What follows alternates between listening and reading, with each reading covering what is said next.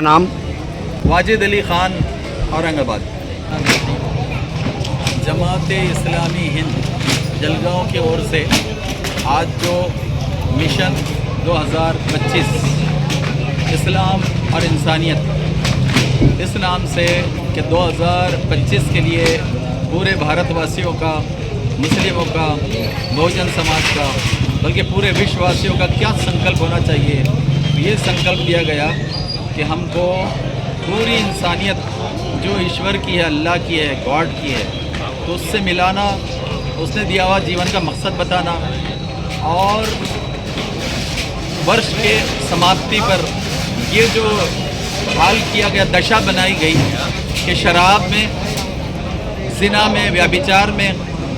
मस्ती में हमारे भारतवासी, विश्ववासी डूबे रहते हैं। तो जब जमात इस्लामी की तड़प है कि अब ये भारतवासी, विश्ववासी पूरे अपने भारत के भाई बहनों और विश्व के भाई बहनों, उसके प्रबोधन और उसकी सेवा और उन सब को उनके ईश्वर अल्लाह, गॉड से मिलाने के लिए, और उन सब को उनके अंतिम प्रेषित पैगंबर मोहम्मद मुस्तफ़ा सल्लल्लाहु अलैहि वसल्लम की रहमत, दया, मर्सी से मिलाने का काम करें। फिर उसके बाद जमात इस्लामी ये भी चाहती है कि पूरे भारतवर्ष के 144 कोटि भाई बहनों की जो भी प्रॉब्लम है, समस्या है, दुख है, दर्द है, वो सारे भारतवासियों ने समझना चाहिए। और जमात इस्लामी अग्रसर रहेगी कि सबको साथ लेकर सबके भले के लिए, यहाँ के भले के लिए भी काम किया जाए, और मरणोत्तर जीवन, क्योंकि जीवन तो संपन्न ख़त्म होने वाला है, तो मरणोत्तर जीवन में भी जो सफलता है, अंतिम सफलता है, अनंतकालीन सफलता है, तो वहाँ भी स्वर्ग के लिए,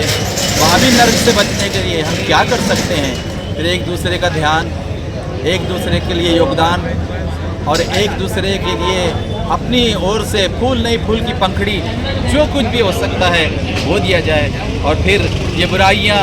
ये पाप और ये क्राइम, इसको कैसे कम किया जा सकता,